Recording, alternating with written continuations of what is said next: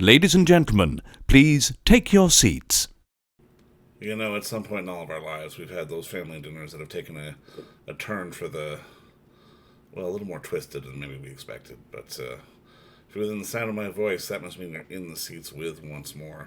As always, my name is Dave Voigt, and I'm the host of this podcast, where we sit down with a wide-ranging variety of entertainment industry professionals and we pick their brain about current projects, state of the industry, how they got started, and so very much more in a light and in a conversational fashion. And, you know, if you like how we do things around here, I'm going to go on a limb and assume that you do, because let's face it, you're listening right now. And if you are listening, please keep listening and subscribe. Hit the subscribe button, gives you a 5-star rating on your podcast provider of choice. We're available pretty much everywhere. Places like Apple, Amazon, Spotify, Google, and plus we archive every single one of our episodes over at our In the Seats YouTube channel. So if you can give us a like and subscribe there as well, we'd really appreciate it. Don't hesitate to check us out on social media. We're on the Facebook, the Twitter, the Instagram, the Letterboxd, the TikTok, the Threads, the Blue Sky, so many places I'm losing count. But we're at In the Seats for all sorts of fun updates.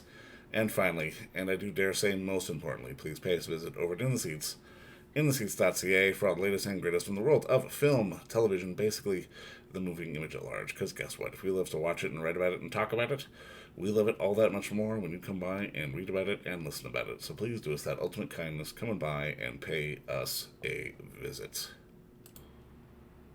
On this episode, we got a fun one. It is in theaters, well, right now. It's called Bad Shabbos, and it's the story of an engaged interfaith couple who are about to have their parents meet for the first time over a Shabbat dinner when an accidental death gets in the way. This is done the festival rounds, and it's done it well. Played at Tribeca last year, a few other places. It's a hilarious comedy, but it's not too overt. It's not too sort of hammering on the stereotypes. It's smart, funny rather than guffaw funny. And I mean, to me, I think that's my favorite kind of funny. There are some fantastic performances in this from the likes of Kyra Sedgwick, David Paymer, and believe it or not, Method Man, who basically steals the movie. It's a fun one, and like I said, it's in theaters now. But before you go check it out this weekend, which I recommend that you do, we had the chance to sit down and talk with co-writer and director Daniel Robbins about the origins of the story, making the film, keeping everyone having a straight face, and just sort of the reality is that comedy is hard. People think it's easy. It's not. Comedy is hard, and I mean that needs to have a little bit more appreciation than it generally does these days. But this is a fun, smart comedy that I cannot recommend highly enough. It's called Bad Shabbos. It is in theaters now. But first, enjoy our talk with co-writer director Daniel Robbins, because between you and me, it's a pretty darn good one. All right, well, Daniel, man, obviously, first off, thank you so much for the time today. I got to watch the movie last night, man. I was howling. I That's amazing. about dinner, so I absolutely loved it. I guess the first question is, I mean, I can sense there may have been some personal experience here, but like, sort of walk me through sort of the origin of wanting to make this movie and tell the story. Yeah, of course. Do you have a connection to Judaism at A all, little or? bit, yes, I do. I got, yeah. Oh, okay. The origin was that Adam, the producer, and Zach, Yeah. co-writer, actually came up with the idea where Zach, his family has these very lively Shabbat dinners on the Upper West Side, and his mom invites a lot of guests over and new people and always tries to have new guests. And sometimes to keep things light, she'll just pull a prank. And then the producer heard about this and said, what would happen if one of the pranks ended up with someone dying? And I said, that could be a pretty funny movie. And then we were off. And then, we started outlining and everything just clicked into place. I love it. I love it. Now, I mean, obviously, you got a loaded cast here, and I mean, talk to me a little bit about just right people for the right parts, because I don't think I saw Method Man being quite that funny. I mean, the Um, man is such a linchpin in the movie. it's crazy. It's absurd how good he is. Kira, halfway into the shoot, turned to me and she said, he's stealing the movie. I was like, no, everyone's great. I mean, I know Golden Globes are tough, but he should get like a supporting nom for comedy. 100%, my God, yeah. Like, no, but I don't know since like, there are very few times someone's in a comedy and is this like incredible in every way. Um, but we just we thought he'd say no, but he was first on our list because, he hits this trifecta we needed of one, he has aura. as this hip hop star, where if he walks into the room, he could shut up that crazy family. Right. Yeah. Two is he's just a very warm, loving person. So he can say very controversial lines, and you know they're coming from the right place. That's just his nature. And then the third is he's like an A plus incredible actor. Like he's so prepared, knows all his lines, knows all these different ways to play the scene. And he's like, he's probably gonna win an Oscar one day. Oh, 100%. I believe that. I believe that. Yeah. I mean, how did you get Kira and David to be involved? Because obviously David is an icon, and I mean Kira's fantastic. Just they're both great in this as well. And I mean, it's one of those things where I can imagine when you're putting something like this together, it's like, oh, what if we ask so and so? And be like, no, they'll never say yes, but they Yeah, say, that was the situation. And with Kira, I mean, she was perfect because, you know, she's obviously like incredible at drama, but also she's so great at comedy. Like on yeah, Brooklyn Nine-Nine, she was incredible. And she also kind of lives on the Upper West Side, so she knows like the area and the texture of it. So we're like, I mean, if she would do it, there's no one better. And then she laughed, said it was one of the only times she laughed out loud reading the script. So then she was down to do it. And then we were thinking about who to pair with her. And, once she's involved, like we want to make sure it's someone she's excited about. right. We shared her a list of like maybe like three or four guys we could reach out to, with our favorite being David Paymer, hoping. And then she's like, obviously David Paymer. And I was like, okay. We're like, okay, amazing. And it was just like a perfect fit. Like their vibe was so funny. Did you get a lot of rehearsal time on this? Because I mean, obviously, independent film, you necessarily not a lot of time for people to sort of vibe, but it's one of those things where everyone felt sort of on point with the material and the comedy. Because I mean, especially from my perspective, while it hits the obvious sort of Jewish stereotypes, it never leans into them in a way that could be a little awkward. Like it owns its comedy very much. Nice. So I thought we'd have rehearsal time, but we didn't because the cast is really busy. Getting all of those actors together for 4 weeks was Yeah. already impossible. That like adding an extra week ahead of time wasn't going to happen. And even like the actual shoot schedule was crazy because like we'd lose like David Paymer to Dave a certain day, like Kira had to end by a certain day, and Milana had a certain out, and like one kid was in college, so it was so no rehearsal. But because we shot in a real apartment, all the actors kind of shared one green room. So they were hanging out the whole time, would always be reading lines. And at the start of each day, and before we did scenes, we'd kind of all meet up and just rehearse it on the day, which I actually think might be kind of ideal for a comedy because you need like a static electricity, like anything can happen. And if you over rehearse it too much, it dies. So I think we Yeah. kind of found the right amount where they got the timing right, but it still felt like a little fresh and the lines were coming out for the first time. Now, I guess that leads to the next question. How did you find the apartment? Because I mean, I was thinking it was a soundstage or a set because it felt like you fit very well. Uh, yeah, it was a real set. It was just a 16th floor apartment. That we had a different location 2 weeks before and it fell through. So we had to reshot list the whole movie and find a place. Just through a broker. Like Adam and I just kept driving around New York, hustling. We'd get a place, but the co-op board would deny it. And then eventually we found one that had a service elevator and a separate service elevator entrance, so we wouldn't disturb the tenant. Perfect. Yeah. Yeah. Now, I mean, I'm curious on something like this. How have you found the reaction as more and more people have been seeing it? Because again, as I was saying, it's owning its kind of universality with the comedy and everything that's going on at this dinner. I mean, I don't think you need to be Jewish to appreciate it, if that makes sense. If that's the right way to put it. Yeah, that was the goal because my family's favorite movie is My Big Fat Greek Wedding, and Right. it's not Greek. So the goal with this was to make something that appeals to everyone. So in the writing process, we shared the script with a lot of, just people who aren't Jewish at all to make sure that it was working, like what parts were unclear, we took for granted. And then in the test screening process, it was the same thing over again, where we always made sure to have a lot of non-Jews in the audience. And our first question on the surveys were, "Are you Jewish or not?" to make sure we were like getting them. Um, and it's reached the point where both audiences enjoy it just as much. There are a couple like subtle differences, but they laugh just as big at all the big moments. And I think non-Jewish audiences even enjoy it more because they're learning about the culture in the same way. So it has like not a sci-fi element, but like an intrigue to it.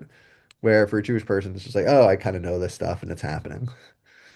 Now I'm curious because I mean, obviously, with this and your previous film, Citizen Wiener, it feels like you've kind of found your niche working in comedy, whereas many filmmakers and storytellers will kind of avoid comedy, at least when they're starting off, because I mean, comedy is notoriously hard.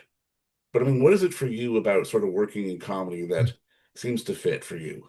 You're right. It's the hardest by far. Yeah, And that's why people who even make it usually give up and just start doing something else. Like Adam McKay starts doing like political thrillers. yeah. Todd Phillips has like moved on to, kind of like art house superhero movies. But it's just my favorite genre. Like growing up, it's like watching Spaceballs and like my grandpa laughing, my dad laughing, me laughing, Waterboy and Happy Gilmore on in the house all the time. Meet the Parents is on in TNT, like My Big Fat Greek Wedding. Like those are the movies that made me love movies.